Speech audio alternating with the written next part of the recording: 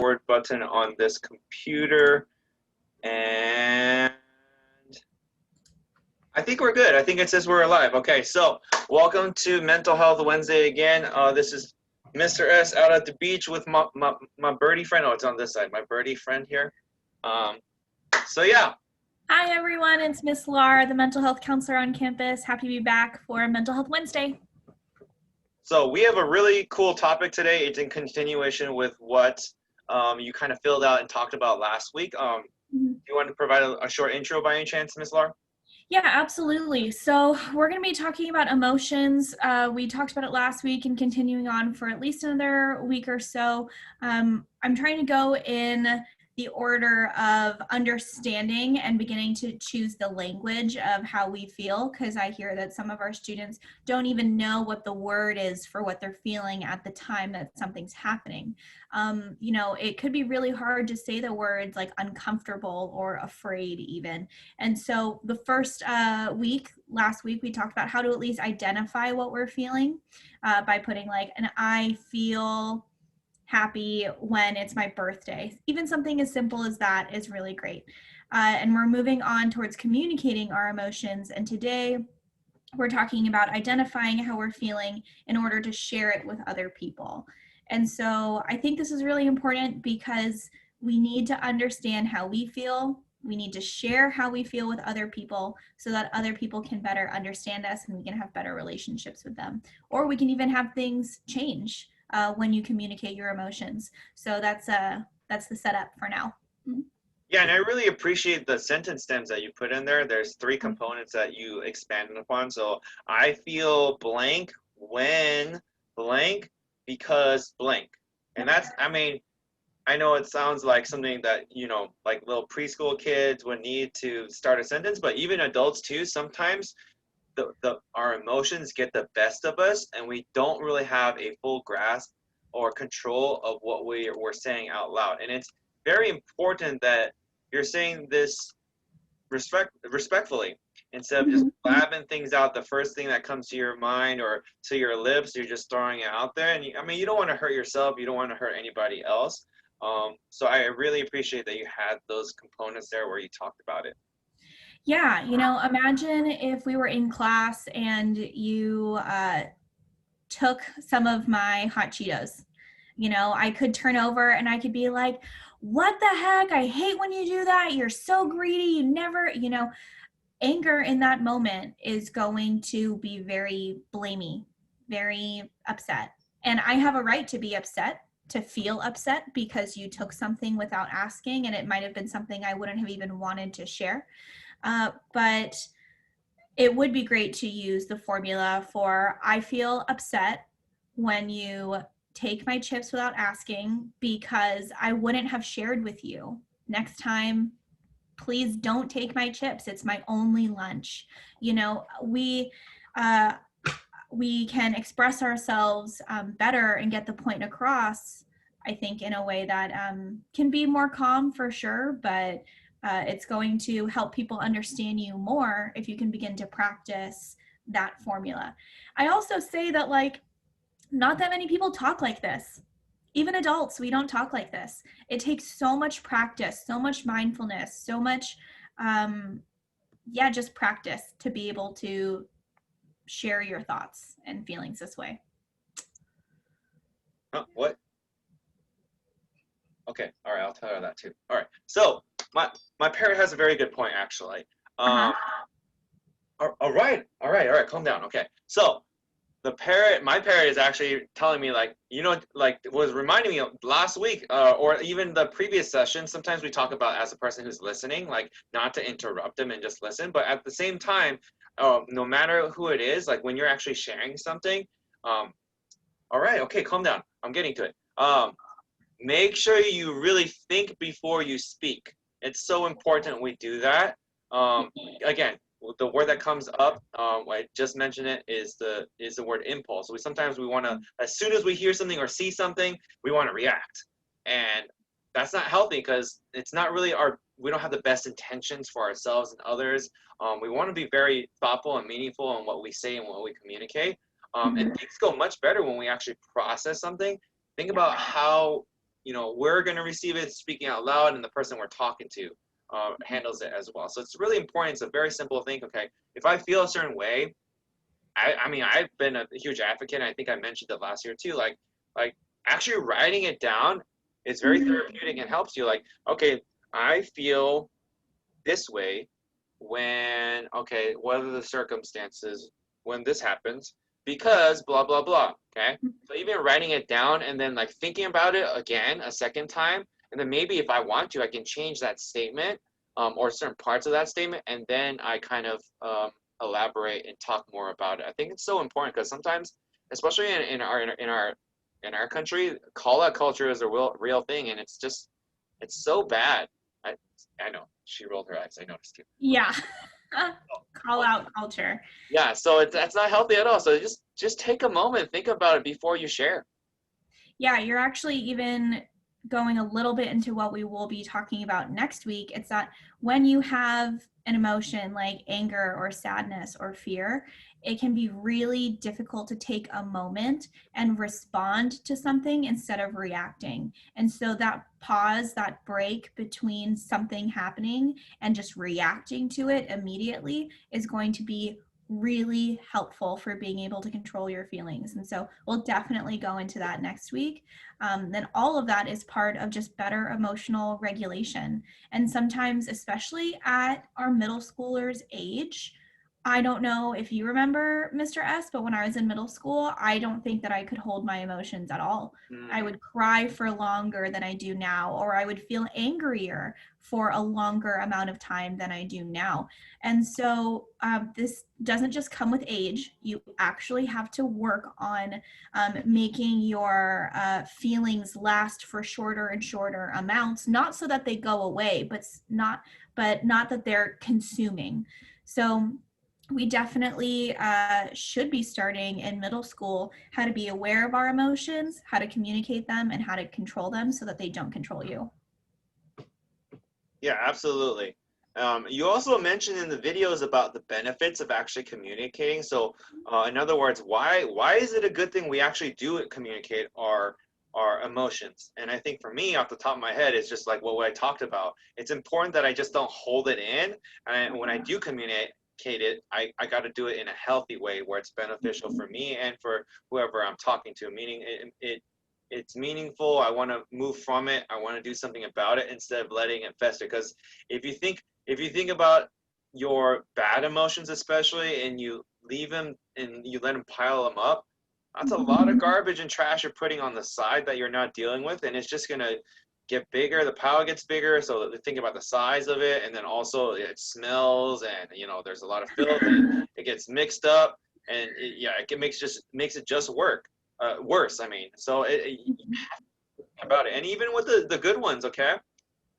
Like we talked about before, you should celebrate some things that are good too, and find a healthy way to express your positive emotions too. But don't just let it sit there, okay? Sometimes if you just let it sit there in the same way, it just might explode and be like maybe a little too excessive and a little too much, where you might not be able to handle too much of it, and then also others might be like, whoa, what's going on here, kind of thing.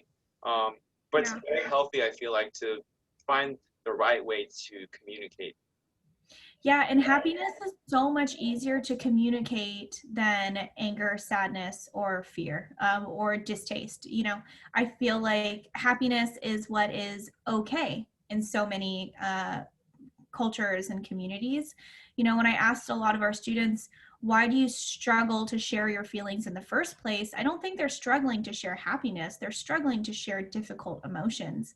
And so they're saying that they don't trust that people will react well to the honesty about how they're feeling.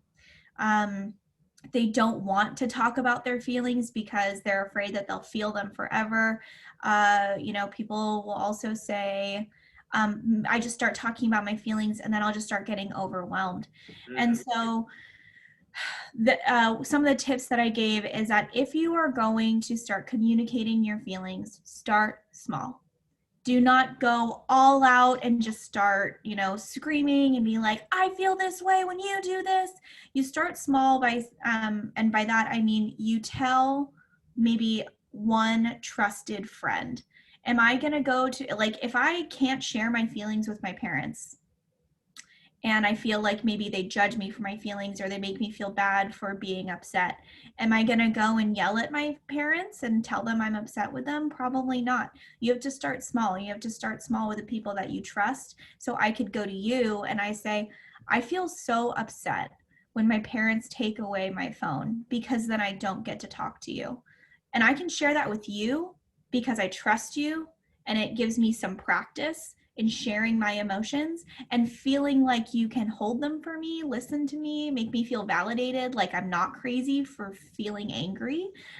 So definitely start sharing your emotions with people that you trust, because if you start sharing your emotions with just anyone and then they make you feel bad, it's going to make you not want to share your feelings anymore at all.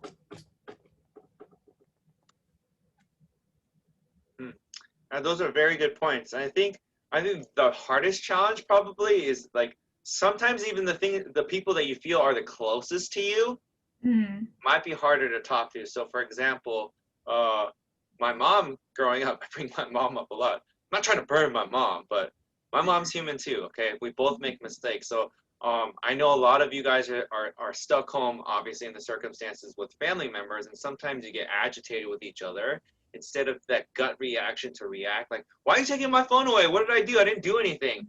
Like, think about it a different way. Let's say you didn't act like that. Let's say you're like, okay, mom, I get it. And you just follow the directions, okay, and try to understand her or him or whatever, and just follow the directions. Okay, all right, if you'll take it for an hour, what do I need to get back, kind of thing, and then resolve it in a very pleasant way. Like, okay, and guess what? You have mutual respect there if you try to find kind of an agreement somewhere. And like, okay, fine, I'll do that. You're right, and do it, and then come back. Look, then you avoid all the tension, the anger. Okay, yeah, you might be still upset that your phone's not there. Look, but a lot of times, in these circumstances, it's really not like a life or death situations. Like, we gotta realize that sometimes we just gotta get over it and not get so like overwhelmed by just those emotions we feel in the moment, and just process it, really process it. Yeah, absolutely. By expressing your emotions and communicate them, you are on the road to accepting them. Like, me being upset that my phone was taken away isn't going to bring my phone back any faster. I'm not saying that. Being angry that feeling angry that your phone is taken away is a natural response to your phone being taken away. It makes sense why you're upset. But also, if you express that, that still might not change the situation. They'll say when you're, feeling more calm, or after you do your chores, or after you do your homework, you will get your phone back. It's just that expressing your emotions are going to help you accept that your phone was taken away, realizing why you're upset. You communicate it, and then after everything is done, you'll get it back.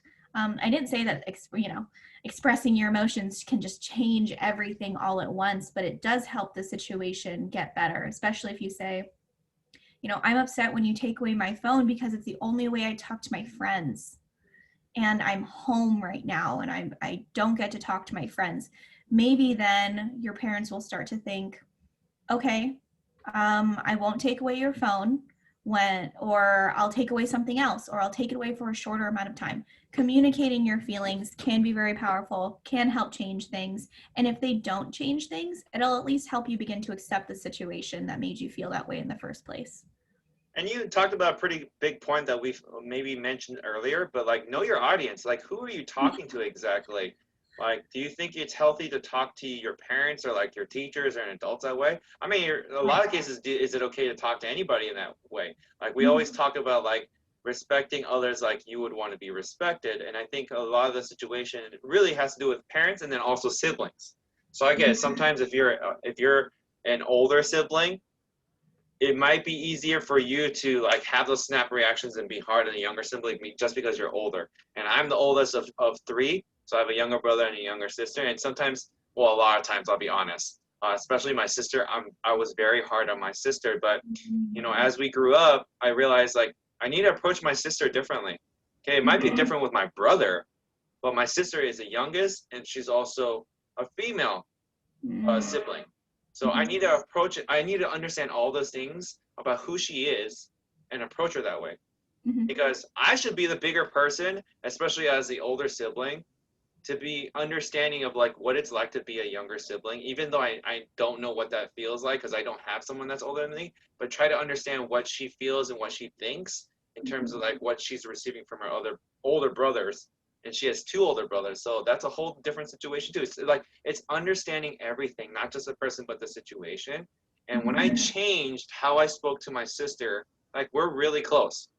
When we're having like very serious struggles, my sister will reach out to me, or vice versa. I'll reach out to my sister. Like I don't live with her anymore, and she's far away in Seattle, but like we still make sure to check in with each other every so often. And she's been struggling really bad with work. She works at a hospital, and her skin's breaking out, her emotions. Like my mom's worried, so we talk. And there's that trust, not just because I'm her brother, but we have a trust to be able to talk about those type of things because I've adapted and adjusted, and I've realized how to talk to her. Yeah. You bring up a really good point, actually, is that the first way that you begin changing your relationship is through communication. If you even just begin to observe and say, we get really mad at each other and I don't know why, or I don't know why we can't just talk to each other calmly, or this is what moves relationships. This is how it makes relationships better. I asked our students for the Owl Ticket Challenge today for a relationship. I asked them, do they wish they could communicate their feelings to? Their true, honest, and open feelings. And all of our students either said their friends or their family. They want to be able to share with their mom how they truly feel about something. Maybe they want to say something like, Mom, I don't like it when you leave me at home alone for so many hours. Or Mom, when you put so much pressure on me to get good grades, I feel like I'm never enough. If we could just honestly share these things with our friends and our family, even with our friends, you don't want to upset your friends. You don't want to upset your family. You don't want to create conflict, but then you're unhappy if you don't share with your friends. I don't like it when you take my chips. Please don't do that because it makes me upset. Because now you're holding that in. Yeah. Your friend's going to continue to take your chips and you're going to be upset in your own friendship. Talking to the parent? Yeah, parent says it's almost time to go, so. Gotcha. Yeah. So definitely I am really looking forward to continuing our weeks on emotions. After next week, I'm not sure what we'll be doing, but for sure next week we'll be talking about how to control our emotions so that they don't control us. And again, we want to emphasize, look, don't just sit there or put yourself in a corner in a dark space. Reach out. We have a wonderful counselor, obviously, as you can see, Miss Laura, and then your teachers are more than willing, along with everybody else, to try to help you out given the circumstances especially. But yes, please reach out. Don't let it, fester and build up, okay? Again, we don't want that pile to be way up here and out of control. No, not at all. All right. Well, thank you, Mr. S. Thanks, everyone, for watching, and we'll see you all next week. He's saying bye, too. Yeah, okay. Bye. Bye, Miss Laura. Take care, everyone.